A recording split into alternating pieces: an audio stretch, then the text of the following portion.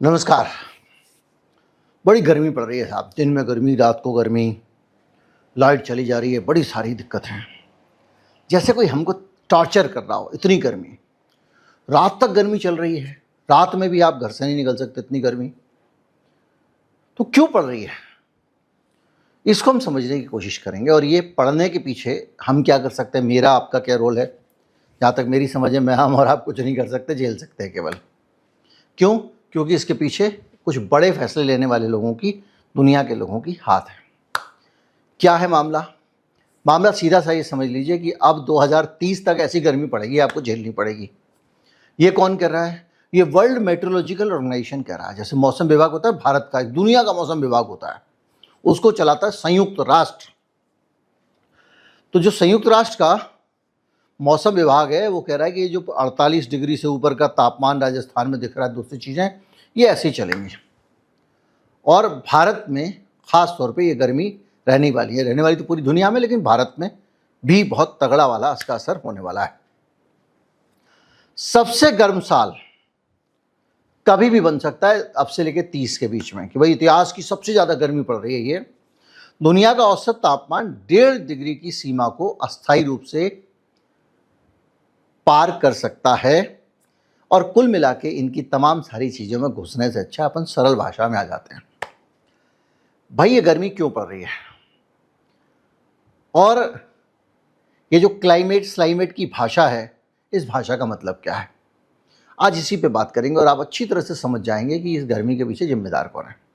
मैं हूं गिरिजेश वशिष्ठ, आप देख रहे हैं नॉकिंग न्यूज़ का यूट्यूब चैनल।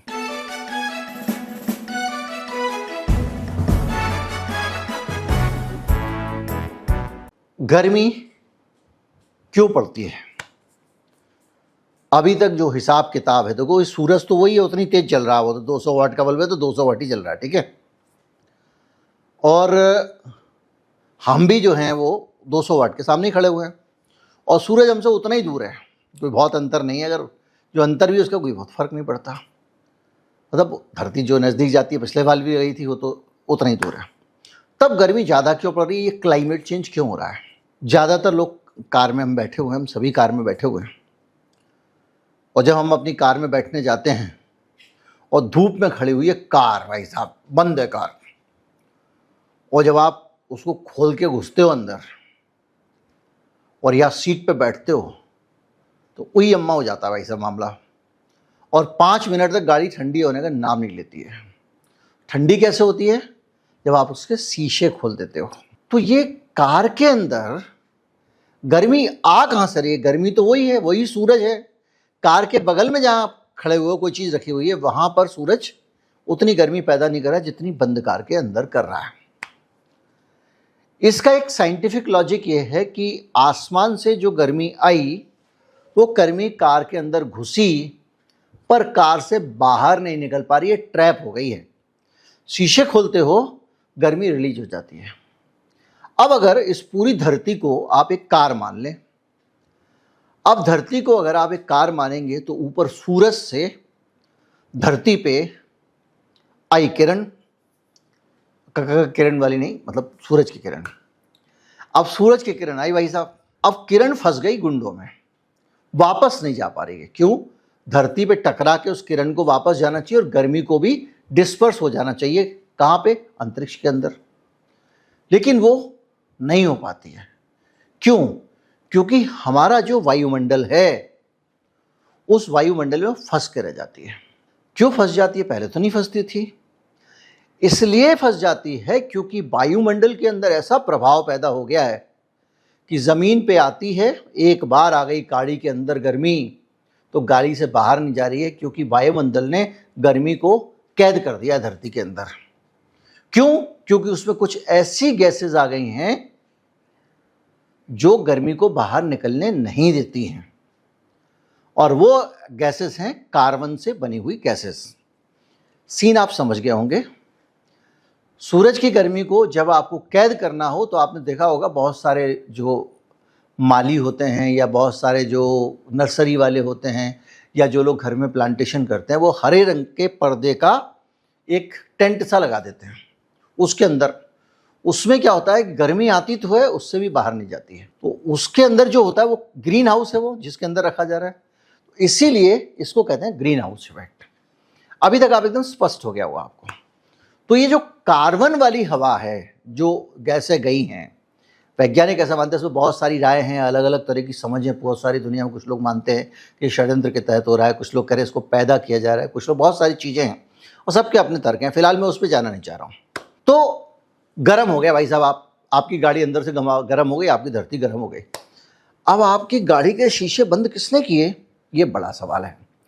तो ये कहा जाता है कि जो कार्बन उत्सर्जन करते हैं हम लोग, यानी हमने कोयला जलाया बिजली घर में और बनाया कोयले से, हमने बिजली बनाई और वो धुआं चला गया हवा में। अब ये यहां से तो चला गया ऊपर, ऊपर जाके ये वायुमंडल में कैद होता जा रहा है, जमा होता जा रहा है, और ये वहां पे एक ऐसा पैटर्न पैदा करता है जिसके अंदर से वहां से आती है, जाती नहीं। और डिटेल में जाऊंगा ओजोन लेयर वेयर में, बहुत ज़्यादा फिर वो साइंटिफिक हो जाएगा विज्ञान। आती तो है, जाती नहीं। अब ये कार्बन जो दुनिया में आ रहा है, इसको रोकने के लिए तरह तरह की बातें होती रहती हैं। तो आपको याद होगा, मैंने बड़ा डिटेल से वीडियो बनाया था कि जो बाइडन थे ना, बाइडन साहब अमेरिका वाले, उनको कभी किसी ने बराक नहीं कहा, ट्रम्प नहीं कहा, उनको बुजुर्ग आदमी की तरह दिखते थे, वैसी इज्जत भी मिली। खैर, तो बाइडन साहब जो हैं वो एक आइडिया लेके आए दुनिया में।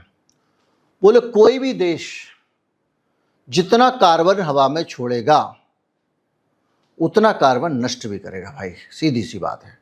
यानी आपके यहाँ से 0 कार्बन जाना चाहिए, क्योंकि धरती इस हाल में पहुँच गई है कि हमारी कार गर्म हो जा रही है। कार गर्म हो जा रही है तो हमको जो कैद करने वाला सिस्टम है, ऊपर वाली शीशा जो परत है, उसके अंदर से कार्बन वाली गैसें खत्म करनी पड़ेंगी। वो धीरे धीरे खत्म होंगी, लेकिन हम नहीं बनाएंगे। तो जैसे भारत मान लीजिए, इसमें गीगाटन में नापा जाता है कार्बन उत्सर्जन। अब जितने भी गीगाटन भारत जो है वो कार्बन निकाल रहा है, वो कह रहा है उतना निकालो, उतना साफ भी करो। तो साफ करने के लिए आपको क्या करना पड़ेगा, आपको उतने कार्बन के लिए ग्रीन एनर्जी डेवलप करनी पड़ेगी। यानी आप पेड़ लगाओ, पहला काम तो ये है। दूसरा, ऐसी ऊर्जा बनाओ जो फॉसिल फ्यूल पे आधारित ना हो। फॉसिल फ्यूल मतलब कोयला वोयला और ये सब, डीजल पेट्रोल वगैरह वगैरह। इसकी भी कहानी है, सरल सी, छोटे में बता देता हूँ। ये जो पेट्रोल से आप गाड़ी चलाते हो ना, ये सूरज की गर्मी से चल रही है। ये गाड़ी पेट्रोल से नहीं चल रही है, पेट्रोल में सूरज की गर्मी जमा है। हाँ जी, जो कोयले से आप बिजली बनाते हो, ये भी आप सूरज से बना रहे हो। सूरज से कैसे बना रहे हैं? धरती में जितनी भी ऊर्जा है ये सूरज से आ रही है, न्यूक्लियर एनर्जी को छोड़ के। कैसे आ रही है?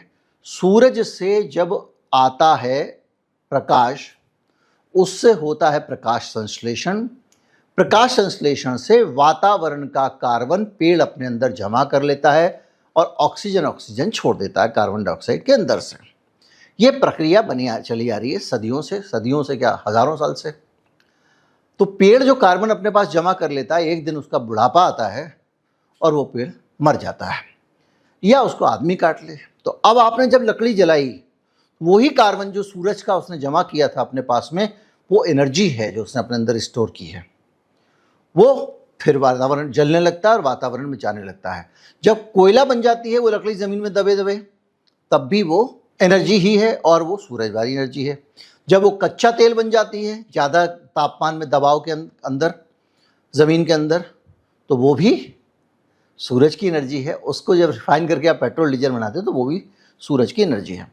तो हम क्या करते हैं कि जो एनर्जी ज़मीन के अंदर कैद है, जो लाखों सालों में ज़मीन के अंदर एनर्जी जमा हुई है, उसको निकालते हैं, उसको जलाते हैं और उस कार्बन को वापस धरती पे छोड़ देते हैं। तो वो जो कार्बन आप छोड़ रहे हो उसको रोका जाए, ये व्यवस्था बनी। तो बोले क्या? बोले जो पहले से जमा है कार्बन ज़मीन के अंदर, उसको मत छुओ। अब आप फ्रेश ऊर्जा पकड़ो और उसका इस्तेमाल करो, क्योंकि वो जमा है, वो तो हजारों सालों जमा है। अगर एक पेड़ आपने काटा, वो 100 साल मान लीजिए वो पेड़ रहा, तो 100 साल का उसका कार्बन का कलेक्शन एक बार में आप जलाते हो, वो वायुमंडल में वापस चला जाता है। 100 साल की मेहनत एक दिन में आप मिट्टी कर देते हो।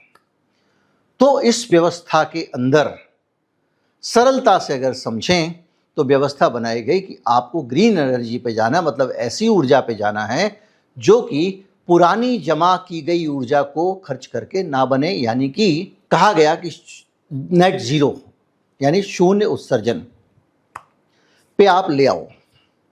इसके लिए कहा गया कि सोलर एनर्जी लगाओ। अमेरिका ने बहुत सारे सोलर अलायंस किए दुनिया भर में, डोनाल्ड ट्रंप की लीडरशिप में। हमारे अडानी साहब को भी बहुत सारे प्रोजेक्ट मिल गए इसमें, और हम सूरज पे जाने लगे, पूरी दुनिया सूरज पे जाने लग गई। मोदी जी को समझाया गया, मोदी जी खुश हो गए कि पूरी दुनिया में धूप तो अच्छी आती नहीं है, ब्रिटेन में आती नहीं है, रूस में आती नहीं है, तो तुम दुनिया के एनर्जी हब बन जाओगे। तो वो चिल्लाने लग गए, वन वर्ल्ड वन ग्रिड। अब तो जो है इन्होंने रूस समझौता कर लिया ब्रिटेन से कि हमारे यहाँ से सोलर एनर्जी आपको जाएगी, और उसके लिए बढ़िया बढ़िया हमारे लालाओं को लगा, बड़ी कमाई हो सकती है, लाला को लगा।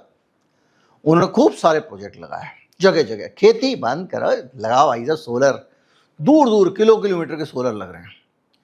ये चलता रहा। इस बीच में आ गया एक आदमी जिसका कि नाम है डोनाल्ड बाबू ट्रंप। इस ताऊ ने आते ही कहा, ये कुछ नहीं, ग्रीन एनर्जी भाई, हम तो कमाई करेंगे, हमारे पास बहुत सारी परंपरागत ऊर्जा है। तो डोनाल्ड ट्रंप ने किया क्या कि उसने एक अजीब तरीके का नई पॉलिसी बनाई। उस पॉलिसी को बनाने में जो कार्बन उत्सर्जन फिर से बढ़ गया, क्योंकि वो कह रहा हम तो कोयला इस्तेमाल करेंगे, हम तो गैस इस्तेमाल करेंगे, हम तो डीजल पेट्रोल इस्तेमाल करेंगे, ये पेरिस वेरिस वाला सब छोड़ो। उससे जितने समझौते थे सबको करीब करीब ख़त्म कर दिया उसने। अब नतीजा क्या हुआ है कि global energy related CO2 emission, यानी जितना कार्बन डाइऑक्साइड धरती पे एनर्जी रिलेटेड है, अब सांस लेने में भी जा रहा है, उसकी वो बात नहीं कर रहा है, वो बढ़ के हो गया 37.8 गीगाटन। मैंने आपको बताया ना गीगाटन, यानी रिकॉर्ड स्तर पर पहुंच गया है। 2025 में 38.4 हो गया, यानी लगातार पूरी दुनिया में CO2 बढ़ता जा रहा है। और एटमॉस्फेयर में यानी वातावरण में कंसंट्रेशन जो है वो 427 ppm तक पहुंच गया है, जो जब धरती पे इंडस्ट्री लगी थी, प्री इंडस्ट्री एरिया जो एरा था, मतलब वो दौर जब धरती पे उद्योग नहीं होते थे, उससे 50% ज़्यादा हो गया मामला कार्बन का वायुमंडल में। अब वायुमंडल में कार्बन होने से क्या होता है, मैंने आपको कार वाला उदाहरण दिया था कि गर्मी लगती है, हम गर्मी से मरते हैं। कुल मिला के इसके साथ साथ दुनिया ने इतने सारे समझौता करने के बावजूद सबको लगा ट्रंप तो कह ही रहा है, तो धनाधन कोयले का खनन जारी रखा और कोयले का इस्तेमाल जारी रखा। भारत भी उसमें आगे है। जब नेट जीरो नहीं करना था तो मतलब हमको कार्बन को कंज्यूम भी नहीं करना था, तो लापरवाही के साथ में हमने अपने बहुत सारे जंगलों को काटना शुरू कर दिया। हमारा करीब 1% से ज़्यादा, जहाँ तक मुझे जानकारी है, ग्रीन कवर खत्म हुआ है। भारत सरकार के आंकड़े आपको बोलेंगे कि नहीं हमारा ग्रीन कवर बढ़ा है, लेकिन वो जो भारत सरकार के आंकड़े ग्रीन कवर बढ़ाने की बात कर रहे हैं वो ऐसे आंकड़े हैं कि एक पेड़ लगा 1 साल पहले, आपके मोहल्ले में आपने वृक्षारोपण कर दिया और वो आंकड़े में लिख गया, एक पेड़ लग गया। एक आपने कहीं और वृक्षारोपण कर दिया, वो आपके आंकड़े में लिख गया कि एक और पेड़ लग गया। लेकिन वो जो एक पेड़ था 500 साल पुराना, 1000 साल पुराना, जब बहुत सारे जंगल हसदेव अभयारण्य में इधर उधर कटते जा रहे हैं, सुप्रीम कोर्ट कह रहा है ये पर्यावरण वालों का तो काम ही अड़ंगे लगाना है, कभी इन्होंने विकास के खिलाफ नहीं किया। तो भाई विकास और पर्यावरण दोनों एक दूसरे के विरोधी है मी लॉर्ड।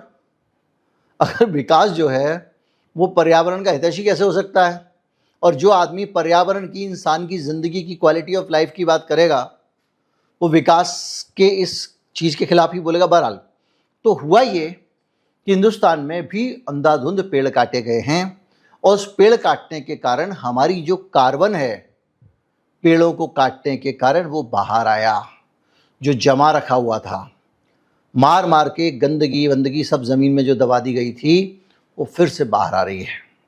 और बदले में आपने जो पेड़ लगाए हैं, जिनको आप पेड़ गिन रहे हो, वो उसकी 5% भी एक तो ऑक्सीजन साफ नहीं कर सकते, और जो कार्बन पेड़ को कटने से वायुमंडल में वापस आने वाला है वो फिर से आ गया।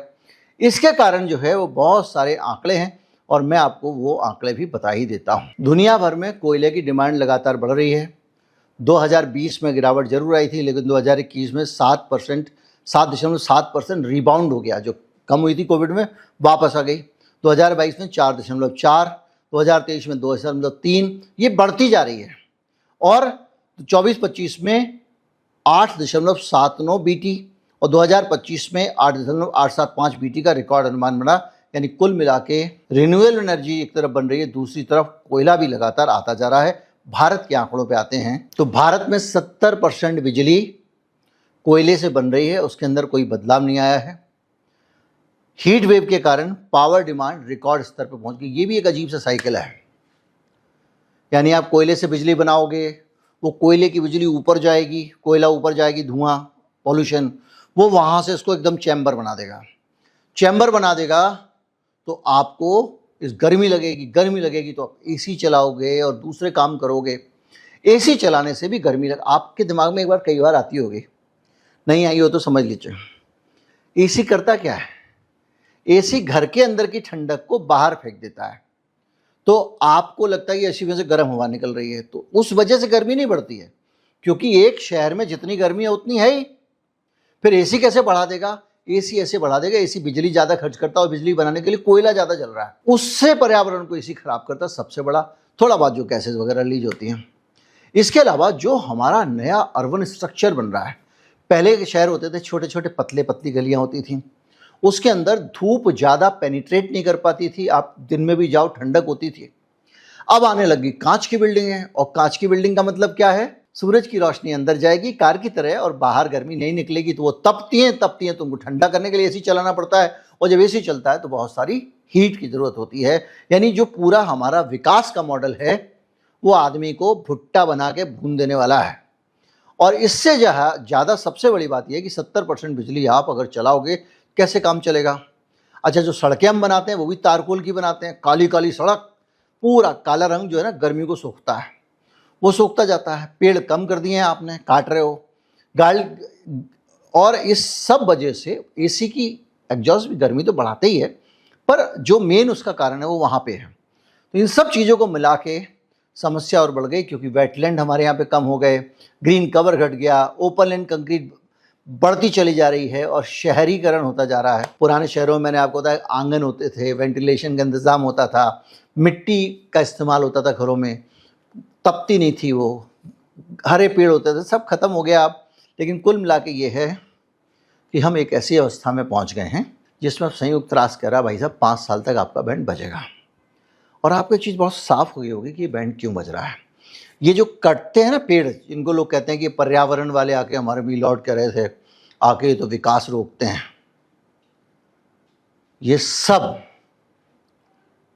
इसी नीति के कारण हो रहा है, जो पर्यावरण का ख्याल ना रखना, पेड़ों को काट देना, एक ठो इतनी बड़ी पौध लगा के ये समझना कि एक पेड़ बढ़ गया। तो कुल मिला के जो सिचुएशन है वो हमारी सरकार ने, उधर वो जो ताऊ बैठा हुआ है उसने, इन सब लोगों ने अपनी कमाई के लिए बिगाड़ दी है। आप देख रहे हैं डोनाल्ड ट्रंप लगातार कोयला निकाल रहा है, अंदर से तेल निकाल रहा है, उसका कंजम्पशन बढ़ा रहा है, उसको दुनिया भर में बेच रहा है। चीन अच्छा खासा, ये क्लाइमेट वाले में लोगों ने कहा था भाई इसको ख़त्म करके हम सीधे सूरज से पकड़ के बिजली करेंगे, उस काम को धीमा कर दिया गया है, क्योंकि उसको पैसे अमेरिका को देने थे ना भाई। हम कहाँ से, हम सोचिए ना अपनी सारी गाड़ियाँ बंद कर दें पेट्रोल वाली, कितने सारे पैसे किए हैं, उसकी जगह हम ईवी लाएं, ईवी चलाने के लिए हम सोलर एनर्जी लाएं, क्योंकि सोलर एनर्जी के बगैर अगर आप ईवी चलाओगे तो आप और ख़तरनाक काम कर रहे हो, क्योंकि वो जब बिजली से चलती है आपकी जो ईवी कार, वो बिजली कोयले से बन रही है, तो वो ग्रीन कार नहीं है। अंतर सिर्फ इतना कि वो साइलेंसर से नहीं निकल के धुआं बिजली घर की चिमनी से निकल रहा है।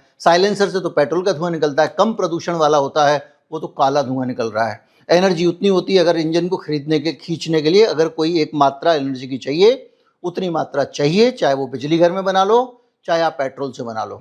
तो इसलिए ये सारी की सारी चीज़ें, इसके पीछे अगर कोई जिम्मेदार लोग हैं, जो आपको गर्मी लग रही है, जो आपका शरीर जल रहा है, आप रोज़ खबर सोशल मीडिया पे पढ़ते होंगे, आज मेरे फलां का निधन हो गया, अब मेरे फलां का निधन हो गया, बुजुर्गों की डेथ हो रही है, ये तमाम सारी चीज़ें हो रही हैं। इसके पीछे सिर्फ विकास की घटिया पॉलिसी जिम्मेदार हैं, और उन पॉलिसीज़ को हम झेल रहे हैं, और इसको रोकना बहुत ज़रूरी है। और ये अवेयरनेस से होगा अगर चीफ जस्टिस सुप्रीम कोर्ट के नहीं, भारत के होते हैं वो, और वो भी अगर पर्यावरणविदों के बारे में ऐसी बात रखेंगे, तब तो क्या जागरूकता आएगी, क्या चीज़ें होंगी। भारत में एकदम सख्ती से सरकार को नीतियाँ बनानी चाहिए, और उस नीति में व्यापक कवरेज हो। जो ये डोनाल्ड ट्रंप के पहले बाइडेन को खुश करने के लिए कर रहे थे, वो काम देश हित में कर लेना चाहिए। उम्मीद करता हूँ वीडियो आपको अच्छा लगा होगा। अच्छा लगा हो तो ज़्यादा से ज़्यादा लोगों तक पहुँचा, चैनल को सब्सक्राइब कर लें। नमस्कार, जय हिंद।